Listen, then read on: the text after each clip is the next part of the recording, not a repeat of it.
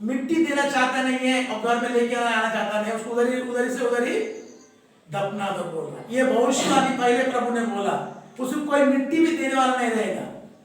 Municipality के लोग जा रहे हैं, पोखला से गड्ढा खोद रहे, खींच के उसमें डाल दे रहे हैं। देखो कितना भयानक बीमारी है ये पहले ही कान खोल के सुन ले।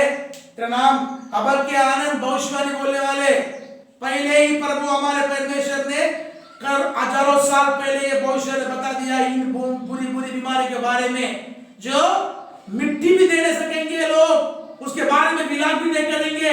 कोई बोला क्या, क्यों नहीं रहा मालूम है उनके बारे में? क्योंकि वो घर में अगर इस पर छुएंगे तो उसकी बीमारी इनको लगेगी, ये भी नाश हो जाएगा, इसलिए उस कचरे को उधर ही फेंक दो बोले, उस व्यक्ति को उधर ही फेंक दो बोले कि उनके लिए कोई मिलाप भी करने वाला नहीं है। आज कोरोना वायरस से मरने वाले का हालत क्या है मालूम है? उनके लिए कोई रोने वाला नहीं है, कोई उनके लिए मिट्टी देने के लिए जाने वाला नहीं है। सिर्फ म्युनिसिपालिटी के लोग, घर वाले कोई नहीं जाएगा मिट्टी देने के लिए, बहुत कम लोग हैं। मैं खुद देखा हूं न्यूज में, वो बोल रहा है खुद अपना, उसका पिता मर गया है कोरोना वायरस से, वो बोल रहा है कि मुझे नहीं चाहिए उस लाश को, उधर तुम लेकर जाओ, इनकार कर दिया। जो बाप ने जन्म दिया, उसको बड़ा किया, सब कुछ किया, आज उस बाप को मिट्टी देने के लिए ये व्यक्ति क्या बोल रहा, ये बुरी बीमारी से वो तो मर गया, मगर हम मिट्टी में नहीं मिलना चाहते, मिट्टी में मिल गया जाने दे, क्योंकि वो छूने वाला बीमारी है। इसलिए कोई मिलाप भी नहीं कर रहा है, कोई रो रहा भी नहीं, मर रहा है तो मरने दो। ये भविष्यवाणी पहले हो गया। पढ़ो, अभी पढ़ो, समझ था। उनके विषय यहोवा यो कहता है, उनके विषय में यहोवा यो कहता है, वे बुरी बीमारियों से मरेंगे, बुरी बीमारियों से मरेंगे, उनके लिए कोई छाती न पीटेगा, उनके लिए कोई छाती नहीं पीटेगा, न उनको मिट्टी देगा, वे भूमि के ऊपर खाद के समान पड़े रहेंगे। भूमि के ऊपर खाद के समान पड़े रहेंगे। आज कोरोना वायरस से मरने के बाद क्या होगा मालूम है? उनको भूमि पे खाद के समान ट्रकों से भर के ले जाकर फेंक रहे। क्या कर रहे हैं? ट्रकों से भर कर, जिस तरह से हमारे ब्लैक गोल्ड सिटी में कोयला को कैसा खाली करते हैं, ब्लैक गोल्ड सिटी चित्रकूट का कोयला को निकाल के से खाली कर देते पूरा, ऐसे ही ये इनके लाशों को ले जाकर क्या कर रहे हैं? खाली कर दे रहे जंगलों में। इटली, फ्रांस, अमेरिका जैसे देशों में क्या हो रहा है? ट्रकों से भरकर जाके ले जाके फेंक दिया जाता है। क्यों? क्योंकि उनके बारे में पहले भविष्यवाणी है। क्या उनकी भविष्यवाणी है? कि उनको खाद के समान पृथ्वी पर फेंक दिया जाए। आवश्यकता पहले ही भविष्यवाणी को प्रभु के जरिए बोल दिया। इसलिए आप इर्मिया 16वां अध्याय का 4 वचन से 6 वचन तक पढ़ने से तुमको ये पूरा समझ में आ जाएगा प्यारे लोगों। इसलिए सबसे ज्यादा आप वचन के ऊपर ध्यान रखना है। पवित्र शास्त्र देखो, ये पवित्र शास्त्र देखो सब लोग, इस पवित्र शास्त्र को ये ध्यान करना है, ना किसी साधु संत पे, ना किसी फॉल्स प्रोफेट्स टीचर्स के ऊपर में अपना मन मत रखो। सबसे बड़ा खुदा है, ये आदि वचन था, वचन परमेश्वर के साथ था, परमेश्वर के वचन है, इसके ऊपर में आपका ध्यान रहे। इसी कारण से अंतिम दिनों में परमेश्वर ने पवित्र आत्मा के जरिए इस संदेश को आपको दे रहा है। प्रभु के नाम की महिमा। लोगों वहां पर 6 वचन में हम ध्यान करने से छोटे से लेके बड़े तक मरेंगे। पढ़ो।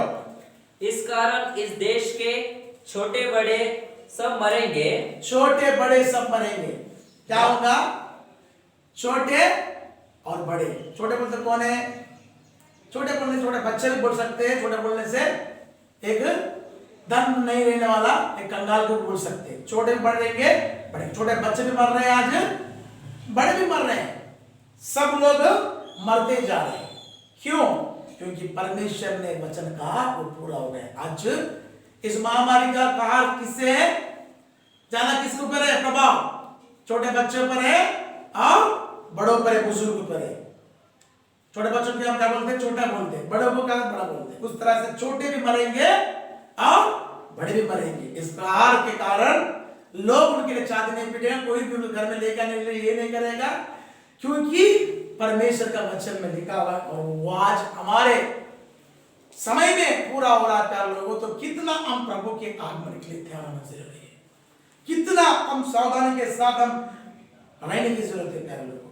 क्योंकि प्यारे लोगों, क्योंकि अमेरिका का हालत ऐसा है, आज 60,000 से ऊपर लोग मर गए। कितने लोग? 60,000 से ऊपर लोग मर गए अमेरिका का हालत।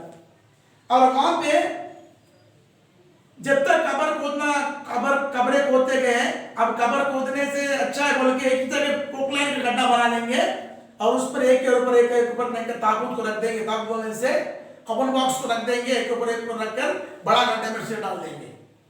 ऐसे एक भविष्यवाणी ने आज अमेरिका हो या इटली हो, आप कहां भी जाओ वहां पर क्या है? खबरें ही खबरें है और गड्ढे ही गड्ढे बने हुए हैं।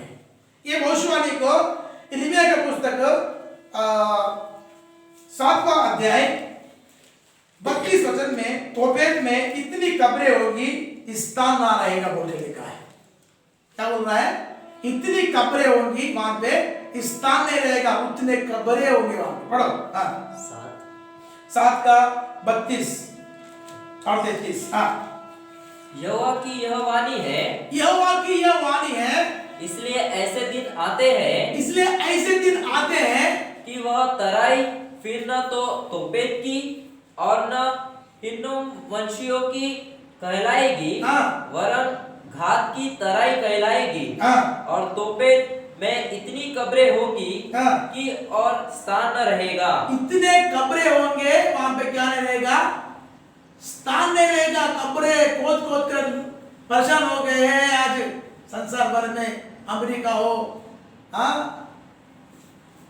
इटली हो, ऐसे देशों में, बड़े बड़े देशों में कब्रें खोद खोद के परेशान होकर स्थान नहीं रहेगा। तब क्या करेंगे? देखो, फेंक देंगे उनको। हाँ। इसलिए इन लोगों के शव आकाश के पक्षियों और पृथ्वी के पशुओं का आहार होंगे। देखो, आकाश के पक्षियों और पृथ्वी का आहार हो जाएंगे और उनका भगाने वाला कोई न रहेगा।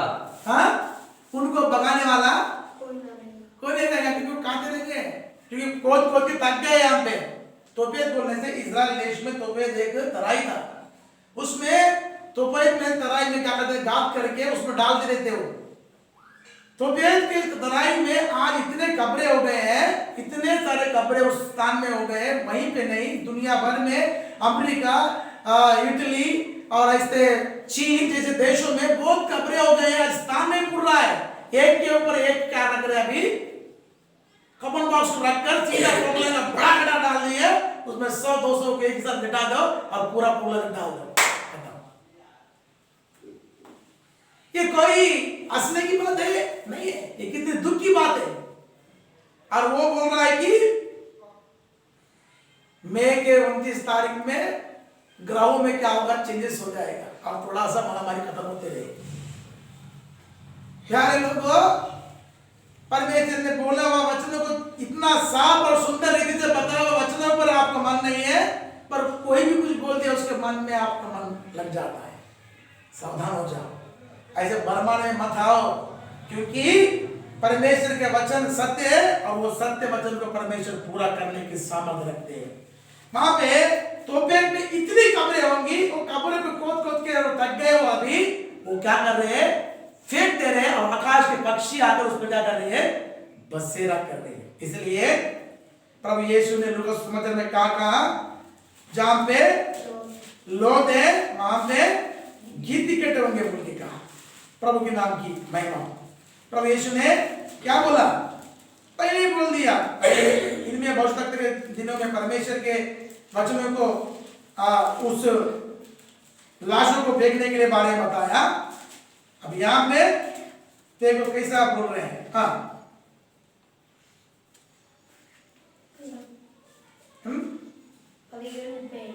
पढ़ो 17 का 37, लूका सुसमाचार 17 का 37। हाँ, यह सुन उन्होंने उससे पूछा, हे प्रभु, यह कहाँ होगा? उसने उनसे कहा, जहाँ लोथ है वहाँ गिद्ध इकट्ठे होंगे। प्रभु के नाम की महिमा हो। जहां पे लोग है वहां पे गीत इकट्ठे होंगे। ये प्रभु यीशु ने भी कहा इस भविष्यवाणी, उससे पहले इर्मिया भविष्यवक्ता के जरिए भी हो गया। वो पेट में इतनी कब्रें होंगी, स्थान नहीं रहेगा और वो उनके लाशों को फेंक दिया जाएगा, आकाश के पक्षी उनको खाते रहेंगे। आज संसार का हालत वही है, तोपेत की हालत वही है, आज अमेरिका की हालत वही है, इटली की हालत वही है। आज क्या कर रहे हैं, लाशों को फेंकते जा रहे हैं और वो बैठते रहे, कब्रें खोद को थक गए। कितने कब्रें, बहुत सारे कब्रें। ये भविष्यवाणी को भी प्रभु ने हमारे समय में पूर्ण कर दिया। इतनी सत्य जाके वचनों को परमेश्वर पूरा कर दिया। प्रभु को मानते नहीं, मगर कोई भी कुछ भी बोल दिया, भविष्यवाणी कर दिया, तुम अच्छे से मान ले रहे हो और उसके पीछे हो जा रहे हो। एक बहुत बड़ा झुंड है जो ऐसे झूठे भविष्यवाणी के पीछे जाकर अपने जीवन को नाश और बर्बाद कर ले रहे। मगर हमारे लिए ये चेतावनी है कि जो परमेश्वर ने बोले हुए भविष्यवाणियां है वो हमारे समय में अधिकांश हमारे समय पूरा होते हुए हम देख रहे हैं। प्रभु के नाम की महिमा। और इसमें धर्मी भी मरेगा और अधर्मी भी मरेगा। धर्मी भी मरेगा उसमें। महामारी आ गई, धर्मी है बोल के छोड़ता नहीं है। महामारी आ गई तो नूह के समय में जिस तरह से नूह को बचा लिया, एक धर्मी को फैमिली को बचा लिया, ऐसा नहीं है। इसमें क्रिश्चियन व्यक्ति भी, अच्छा क्रिश्चियन व्यक्ति भी मर रहा है और नॉन क्रिश्चियन जो प्रभु को नहीं मानता वो भी मर रहा है। ये भविष्यवाणी को भी एजेकिएल के भविष्यवक्ता ने 21 अध्याय 4 वचन से 7 वचन तक परमेश्वर ने कहा है। पढ़ो जल्दी। 21 अध्याय एजेकिएल के भविष्यवक्ता का पुस्तक 21 अध्याय का 4 से पढ़ के आ जाओ। इसलिए कि मैं तुझ में से धर्मी और अधर्मी सबका नाश करने वाला हूँ। देखो, मैं तुझ में से क्या करने वाला हूं, धर्मी और अधर्मी को मैं नाश करने वाला हूं। इस कारण मेरी तलवार म्यान से निकलकर दक्षिण से उत्तर तक सब प्राणियों के विरुद्ध चलेगी। देखो, दक्षिण से एक सिरे से शुरू होगा, दूसरे सिरे तक क्या होगा, चलती रहेगी। मतलब पृथ्वी के एक सिरे से शुरू होकर पृथ्वी के अंत तक, मतलब उत्तर से शुरू होगा, दक्षिण तक उसकी तलवार चलती रहेगी। वैसे ही आज पृथ्वी के एक छोर से शुरू हो गई है और दूसरे छोर को अभी पूरा संसार भर में लग रहा है। इसकी तलवार लग चुकी है और वहां पे धर्मी भी नाश हो रहा है और अधर्मी भी जा रहा है। कितना सच्ची है ये घटना, कितनी सत्य है पवित्र शास्त्र जो हमारे समय में इस पवित्र शास्त्र का हर एक लेख को हम अपने समय में पूरा होते देख रहे हैं। तो कितना प्रभु का आगमन करीब आ चुका है और कितना परमेश्वर उसकी आगमन का समय निकट है, कितना निकट है। फिर भी आज भी हम इन वचनों के ऊपर में ध्यान कर रहे हैं, सुन रहे भी हैं और हमारा दिन परिचय के दिन वैसे चले जा रहा है। वैसे आज सुन लिया, कल भूल गया, आज सुन लिया, कल भूल गया। जो भूल गया है वो कभी भी क्या नहीं होगा, फलेगा नहीं। जो वचन को मानकर वचन को अपने हृदय में समा रखता है, कोई 30 गुना, कोई 60 गुना, कोई 100 गुना प्रतिफल लाएगा। तुम ऐसे सुन रहे हो तो भूल जा रहे हो। इतने रास्ता के सच्चाई के वचनों को पवित्र आत्मा, परमेश्वर के आत्मा समझाते हैं। क्या लोगों, ये सच्ची बात है। आज उत्तर से लेके दक्षिण तक, पृथ्वी के एक सिरे से लेके दूसरे सिरे